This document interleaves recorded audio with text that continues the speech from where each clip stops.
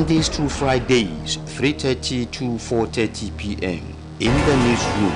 You can't afford to miss it. Good afternoon. You're welcome to In the Newsroom. My name is Adebare Ejimakide.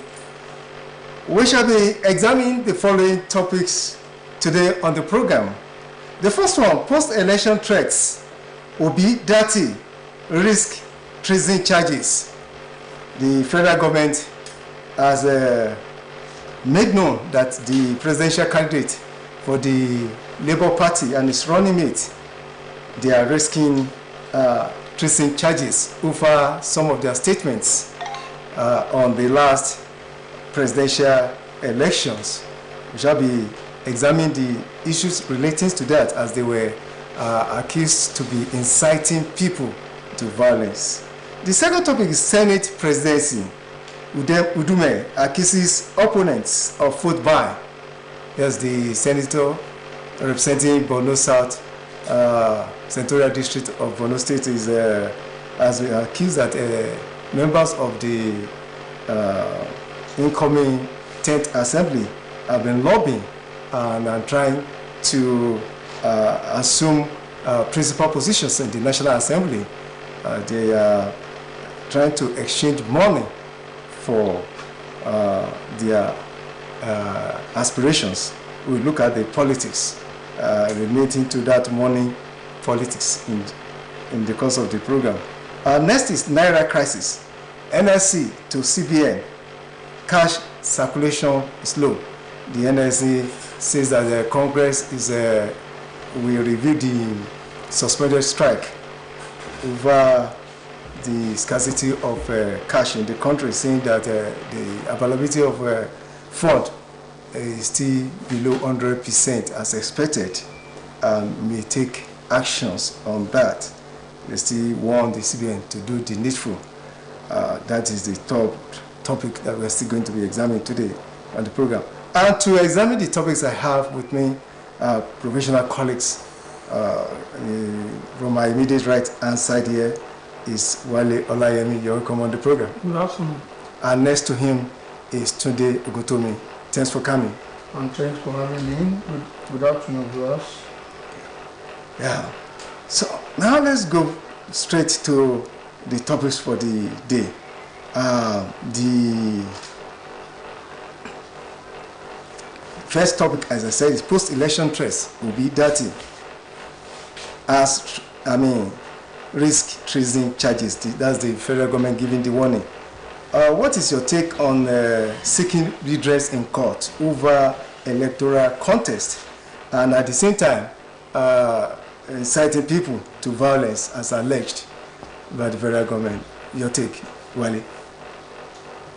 Well, the drama that has been unfolding since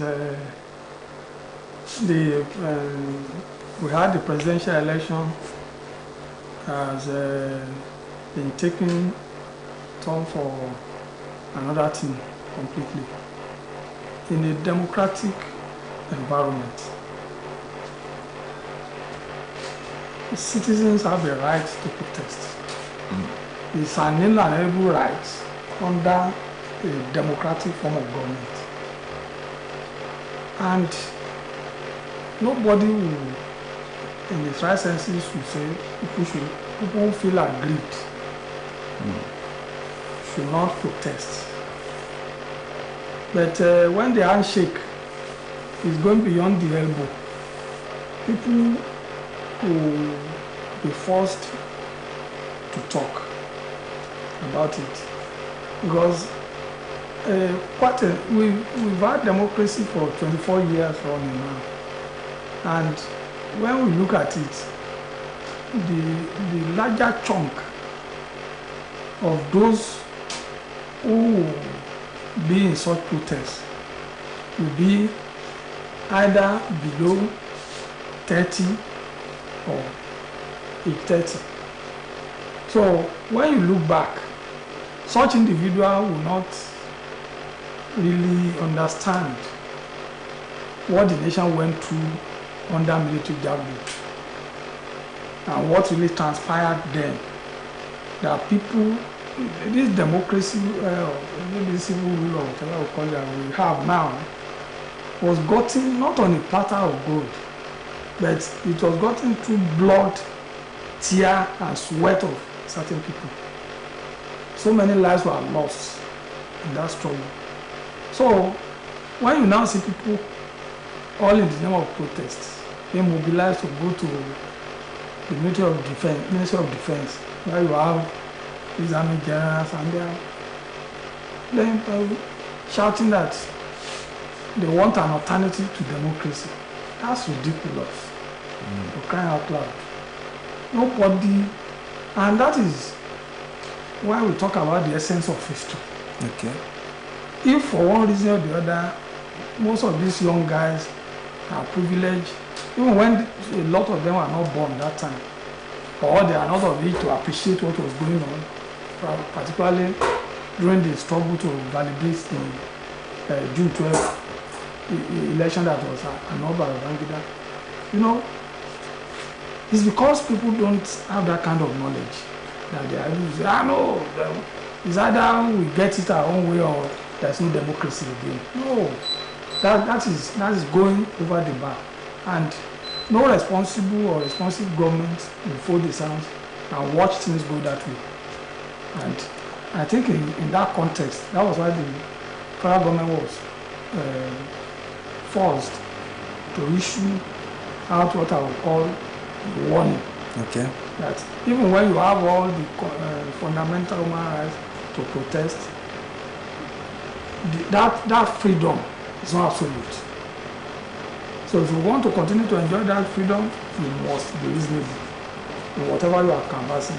You cannot go out there and be inciting people, communicating in such a way that you are telling people, demarketing your country, telling people there is nothing good that is happening here, the election is a sham, is this, is that. No, there are limits to some of these things.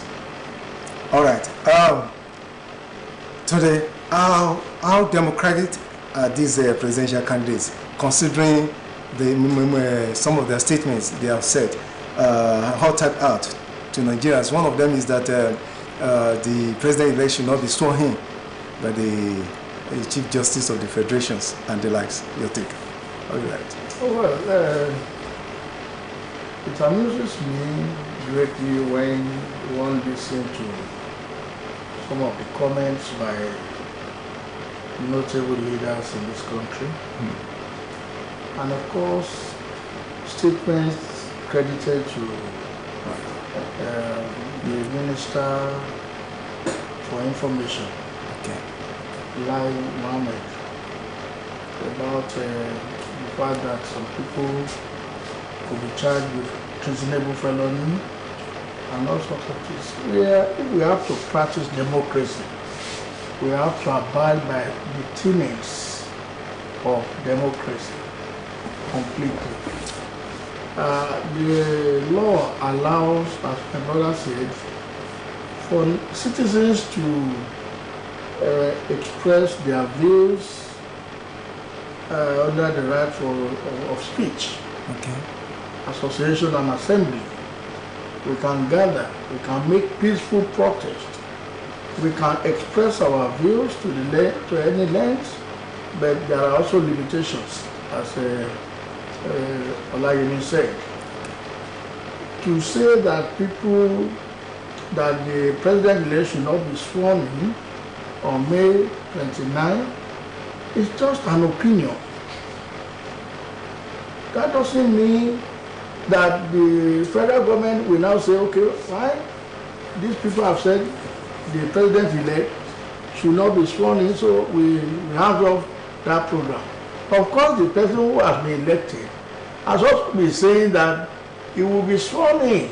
Can we now? We know in Abuja already, parades are going on by military units that will take part in that ceremony or ceremonial inauguration on May 29.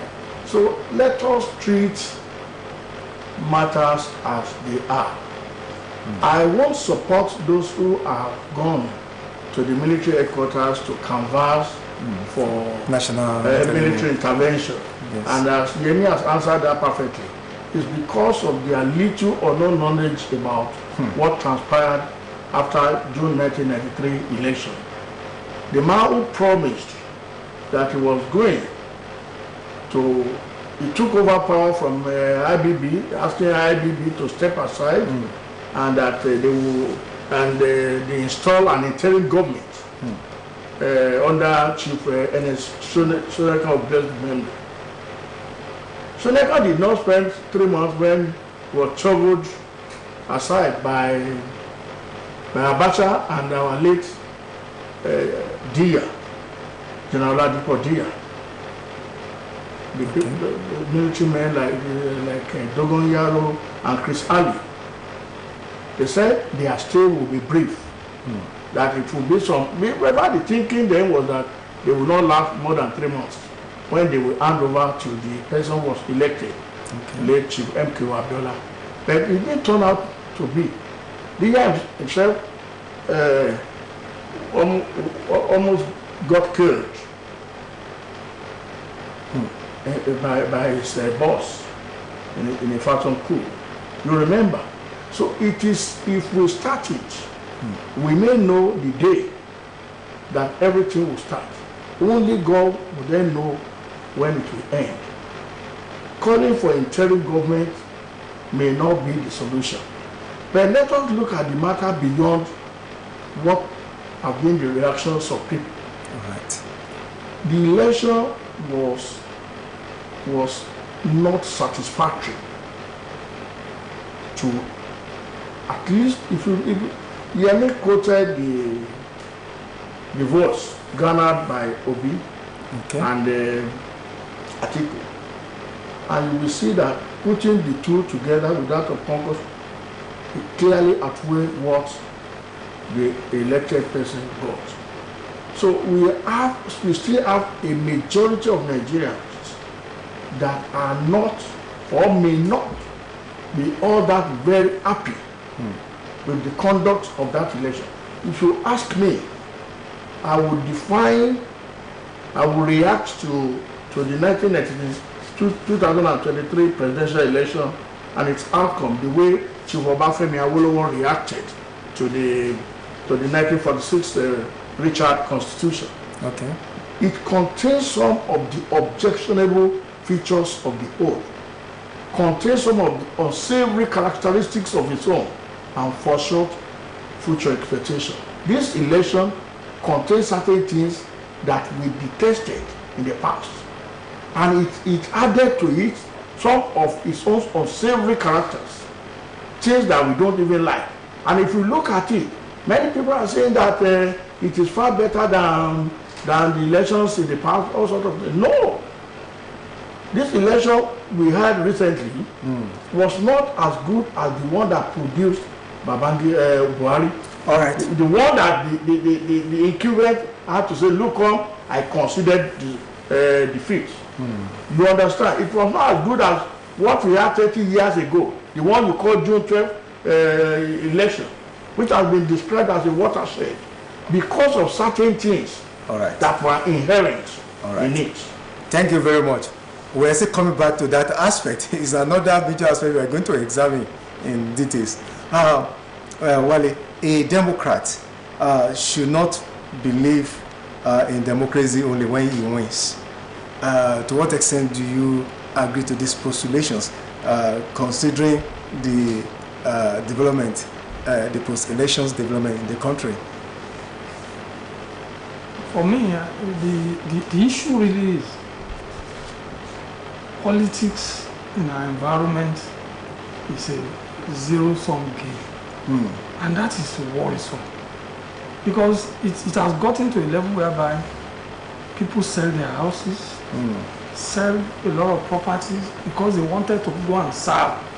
And when you do that, it becomes a do or die thing that I can't afford to lose so much, because it's gone beyond the realm of I want to serve. No, that person is not basically interested in service. He's going there because he wanted to feather his nest. It's clear. Why the desperation? So having said that, you now discover that people will now be saying, even on the electioneering campaigns alone, we spent 100 million, 200 million, for what? So at the end of the day, you see there's a clear room for desperation. I must win at all costs. So when he doesn't win, he feels cheated. And the language of people, particularly in this election, even pre-election, is that if we don't win, it means we've been cheated. It means there is rigging. I don't agree with that. As a even in advanced democracies, America, the bastion of democracy, you knew what happened when Al Gore wanted to be president. He was facing Bush. Facing Bush. They just said, okay, substantial compliance. Substantial compliance. And that was why there was a recount. Let's there's this thing that they looked at, that which one is greater, God becoming the president or the sustenance of American democracy. It became an issue. And the same thing almost, in fact, repeated itself in the Biden versus Trump. You know the end result. And that's why people are talking about Trumpism now. Now it's becoming a global thing. That the obedience and Obi are taking key from that. Delegitimize the election. Personally, I won't subscribe to the fact that this is the worst election. I won't. Because there are certain parameters that we've seen. One, we know that areas where they it's 2 point something million. It's a lie. The Beavers showed that clearly. You can't vote without accreditation. So it's whether we like it or not, that's a game changer. And that was why, out of desperation, people resorted to preventing people from voting. Attacking, because they know immediately that you are gathered, okay, they are voting for APC, let us snatch the ballot. So immediately they pick the ballot box, they go and destroy it. Through violence. So you see another level. It's not because, and when you look at it, it's not, even when you talk about technologies, it's also always people driven too. Technology won't work on its own. Somebody will be behind that technology. We are facing the camera and everybody is not. The camera is not working on its own. There are people here and there, you know, that manage the cameras. The cameras and all. So the Beavers team was actually designed to be a game changer. It told us a lot about our electoral system. So, but at the end of the day, we discover the Beavers help us to see ourselves the way we are. Now this is if you can't vote. Because in the past, people would just say, okay, they will collect voters card. You just move from one polling unit to another. As long as you are able to tip those people who are there, you vote. And it will count. But in this case, it's not possible. Rivers are used to produce almost 3 million. What did they post in this time around? So there's no way we can throw the baby away with the bathwater. All right. We've seen cases whereby governors who normally has a right, second-time governors who are on their way out, see the Senate as a retirement home. They all lost. They lost because even with the powers, with the federal of office, everything, they lost. That was able to happen because Beavers was used and a lot of things were put in place to ensure that the way we used to have it before never happened this time around. So to that extent, there's no way we can blankly just dismiss that election. Personally, I won't do that. All right, thank you very much.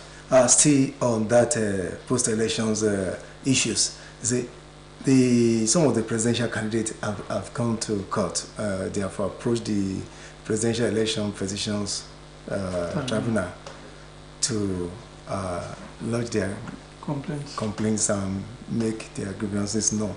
And at the same time, they were alleged to be inciting the public. They were calling for the cancellation of the elections. Aside calling for this cancellation of the elections, they were also seen not to have been living in the judicial system. That's part of what we are saying. Mm-hmm.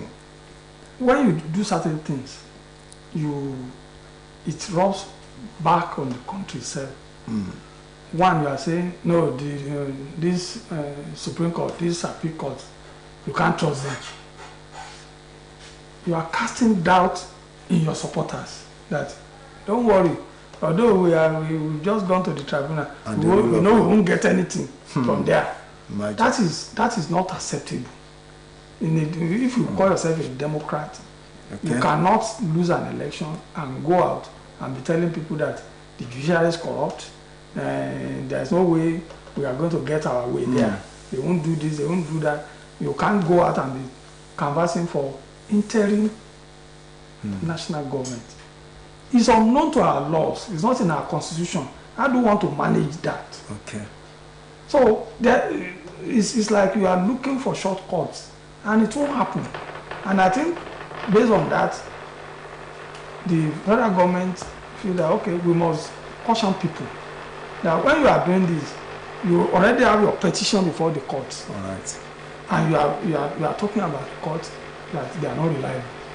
So why in the first place, if you don't believe in the judiciary, why did you take the petition there? And the only option, if we say the judiciary ING, all right. So and things like that, by the time you put all those things together, you discover that then even as we speak, we through some of those things, they'll be able to build people who don't even see anything good in this country anymore. All right. Mr. Today you were saying something at the other time about the elections. Whether the last presidential election was the most fairest, transparent, authentic that has ever been conducted in the history of the country. We'll shed more light on that. Well, I've said what I said, and as a lion maintain his own position, I'm still maintaining my position. I will say that it is INEC and perhaps the federal government that gave room for suspicion in the last game we had, political game. Ordinarily, it will be very, very hard for me to see Obi and Dati, or even Atiku, as people who are engaging in do or die electoral affairs. Okay. No, don't see them that way. When we play the game according to the rules, you realize that people tend to be reasonable in their responses or reactions to the outcome of elections. But when there are, concrete evidences or pieces of evidence for you to believe that you have been rigged out or you've been manipulated one way or the other, then there are tendencies for people to want to say, look, we will not take this. INEC, according to electoral law, is supposed to transmit result of election through which method? I wanted to ask that what were the shortcomings and the areas of improvement? They didn't do that. You have just started. You understand? Yes. Olayemi said something. You have people voting, and you have somebody who is suspected to be a thug or some group of thugs that you want to believe that belong to one party A or party B, going there to disrupt that election, and they are saying it openly. You want people in Kogi State. The governor of Kogi State went as far as, creating a kind of roadblock for barring an entire community where he felt that the game may not favor him. He went there with during the election. during the elections. So it is for us. What I'm saying is for us to play. Let us, as a nation, begin to see how we move forward in all our endeavors, not only in electoral matters alone. Okay. If by June 12, 1993, 30 years ago, Nigeria could attain what they attained by way of electoral process, then 30 years after, Okay. we should be beating our chest now that we are of age. So, but if we still now in 2023 conduct our affairs in a way that somebody may be a stark illiterate or a semi-illiterate or a higher illiterate, Okay. will be boasting that he won't allow some people to vote in a particular part of the country. If it favors you today, you will be happy about it. But tomorrow, if it doesn't favor you, you see how it is. We are journalists. We should be objective enough to look at this matter holistically. I am not happy about what people are calling for. ING, what for? I am happy that we have had a president-elect. Of course, every Yoruba man should be proud of him. But that process must be seen to be fair, free, and credible. INEC is accused of having given the contract for the printing of ballot paper to a company in Adamawa State, where the governorship candidate of a particular party was a major of major interest. How do you defend that? So it is INEC. It is INEC that should help us to have fair and free elections. In Osun last July, nobody went to the streets to protest the outcome of the governorship election in Osun.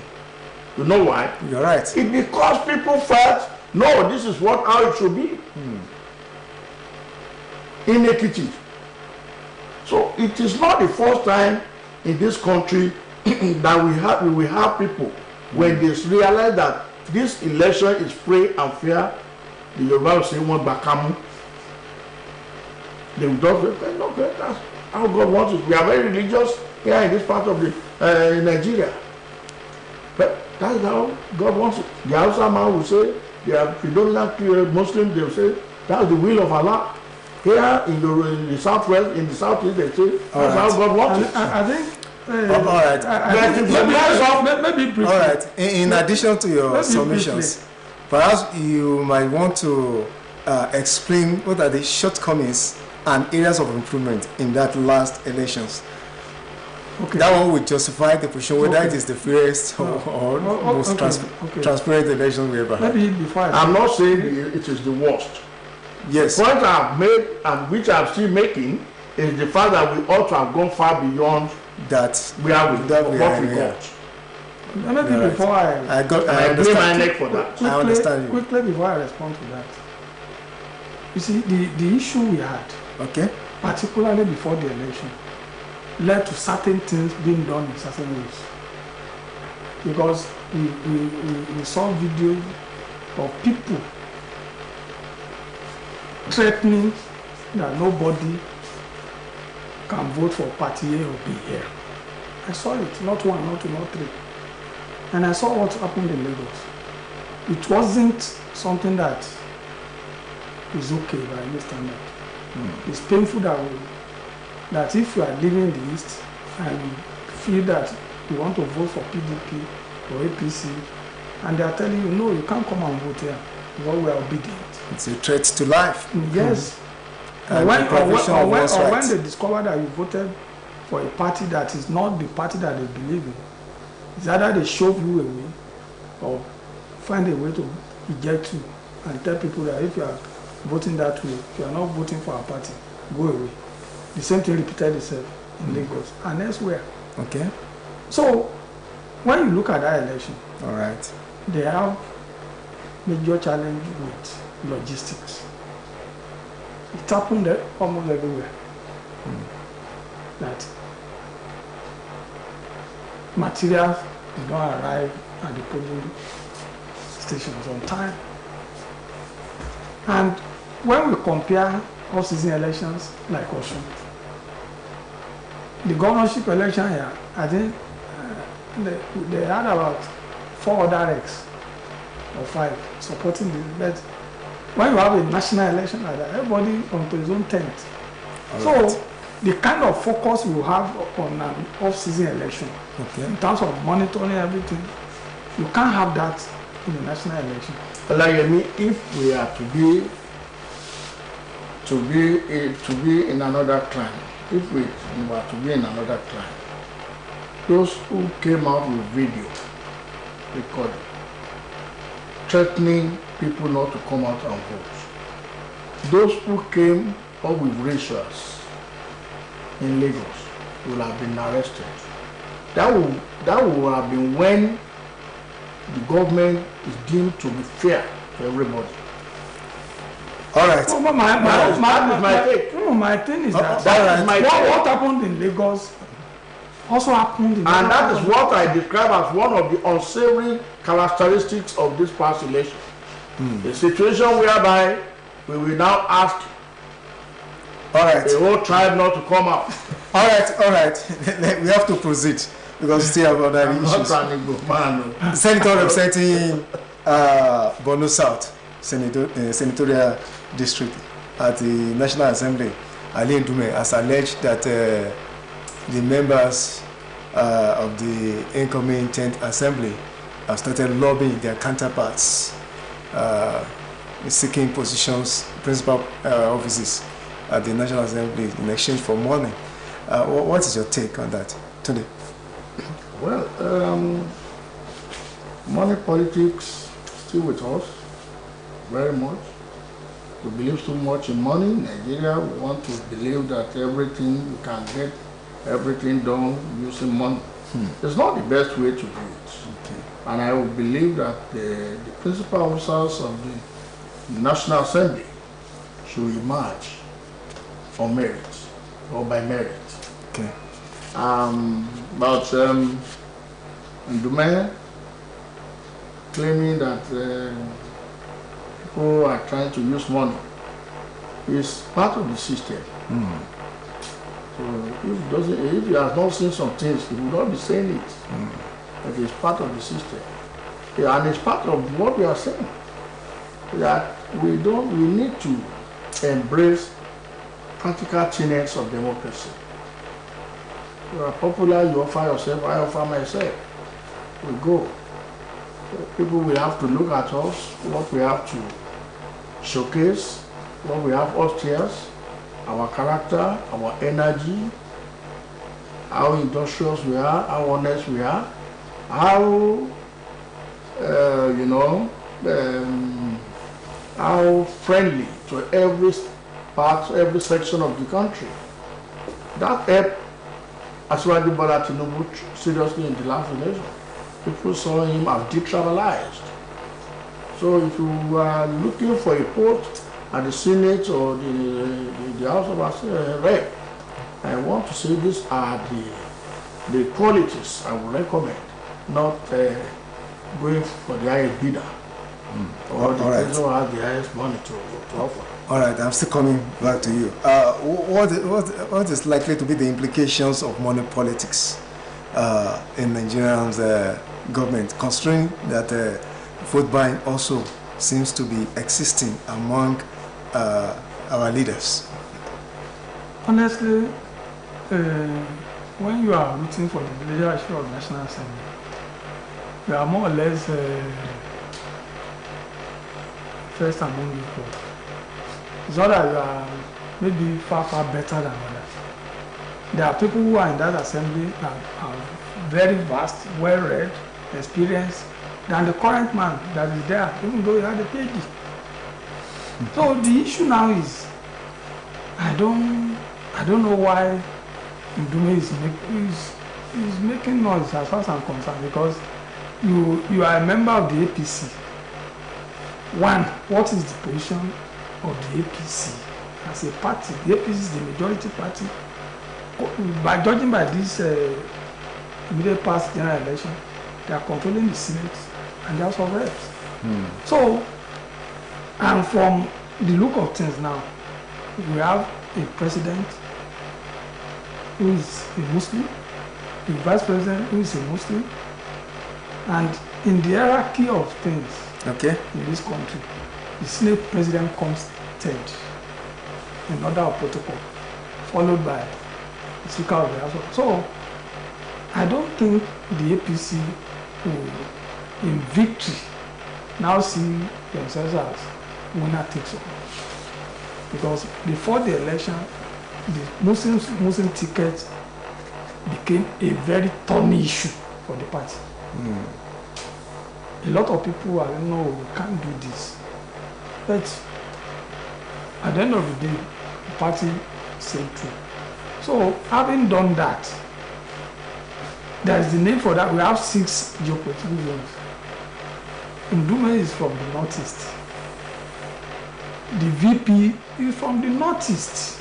How on earth is he interested in becoming the Senate president? That's the intrigues. The issue is, ideally, he should even count himself out. He's not out of that. He's out of that game completely. You can't, under the Nigerian we have found ourselves now. Then what do you think is very important? Is it the money politics or competence? No, what I'm saying is this: you shouldn't even have brought this money thing out, because if you are complaining now, you should be somebody who is in the contest. He's not in the contest. I don't know how because he cannot. He won't say he's oblivious of the fact of what is on the ground. Okay. That okay, 2 major zones are gunning for that office: the south, the southeast. In fact, just after the election, the Igbo caucuses, everybody has said, no, since we can't get the president, you must give us the Senate president. I think you understand. Yeah. Then the south will know we delivered so and so. You contributed give us this something to the till. Yeah. So you can't bypass us and go and give it to our neighbor. All right. So he's all now coming into it. Now making allegations that people are spending money. I don't understand that. I don't understand. Okay, because of our time, shortly, is it what is very important? Is it about the zoning or about competence in the election of the presidential officers at the National Assembly? Normative opinion. I believe in competence, in integrity, energy, and character. But things cannot be done that way always, because of the nature, the exogenous nature of our country. Like I said, Muslim. To me, even if you have a Senate president who is a Muslim, if we have developed to that level in this country, it wouldn't have mattered in any case. Are you going there to say, okay, when you are president, you are a Muslim, you are vice president, you are a Muslim, you are Senate president, you are speaker, you are a Muslim, and now everything we want to do in this country will be in favor of Muslims? I doubt whether anybody can do that in a secular nation that we are. In a secular nation that we are. So it's not about that. We should look for people who can help Nigeria to reach our potentials. This is a great country, crawling. 60 years old, still crawling. Or 63, going to 63, crawling. We should not be happy in our society, in our country. A lot of hopes were placed on this country when we gained independence in 1960. When we were admitted to the whole of the UN on the 7th of October 1960, Nigeria was a promising nation with a manifest destiny to take up the leadership in Africa. But what have we done with our lives? So we won't get anywhere looking for whether Olayemi it's like when you wanted to invite us, maybe probably you're a Christian or a Muslim, I don't know, and you are look up, I want to invite my church members. Would they offer you, well, would they be able to offer you what you need? All right. If you are a Muslim, I say, oh, there's only people in my religion. No, let us look for qualities. Zoning is good for balancing. I will say that. All right. Now, the Senate president now probably should come from the north. All right, you've made your point. Southeast. You've made your point. Thank you. The NSC said Congress is monitoring the CBN on cash flow from the commercial banks to Nigerians. How do you react to the availability of cash in the country? Has there been any improvement? And what's likely to be the position of the NSC? To start with, I would say that there is a remarkable improvement on what we had maybe 2 weeks back. In fact, if we had continued that trajectory, I don't know where we would have been now, because it is that cashless or whatever policy is hurting the economy badly. The major plank or the support base of our economy is the informal sector. So the informal sector nearly collapsed. But now you can go to the bank, you get money through the ATM. But it happened to me last week. I went to the bank, I wrote a check, no cash. So I said, okay, can you help me to transfer it to the POS? So eventually, that was where I got the money. So I will say that we are not yet where we should be to normalize situations. And one funny thing about this is that maybe it's because I don't handle a lot of cash. I kept on asking questions like, please, where are the new notes printed by Emefiele? I didn't see any. I keep on seeing the old 1,500. They are very few in circulations. So I keep on wondering where they kept the new notes. That you hardly come by it. So I think the CBN should do more. Or if we are blaming the bank, they are even hurting the banks too. The banks will pay salary at the end of the month, but they are not doing business in the real sense of it. They are not doing. They didn't close because if they close shop, even at the heat of the crisis, they will lose more. That's why they say you can come and make complaints, come and transfer. They know how much they are removing from your money when you do the transfer, so that they can sustain the banks. They overhead everything. When you walk into the bank, the AC is working, lights are on, they pay for it at the end of the month. So if that thing continues, then there will be problem. Right. And the intervention of the NSC was quite timely. Okay. And in an unmistaken way, they made it clear. If by so did, and the government, unlike before, responded. All right. With full force, even subjecting the banks to work extra load. All right, thank you, Wale. Today, the NSC threatens to review its position on the suspended strike over a non-availability of the cash.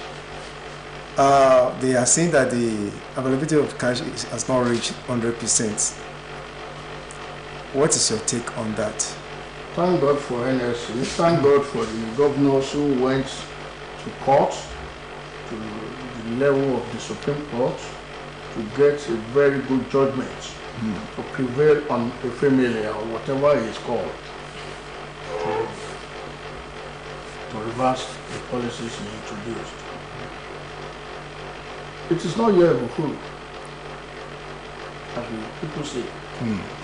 3 days ago, 20,000 naira were being dispensed yesterday, before yesterday, 10,000 naira was being rationed by some commercial banks in Osogbo. And the worst aspect of it now is that even those who have cash, who have been going to the banks to collect cash, are not willing to make deposits. Everybody prefers to keep the money with himself because Nigerians seem not to trust the CBN again. So having the NLC, the Organized Labour, to say that we will fail to behave, we will do the needful.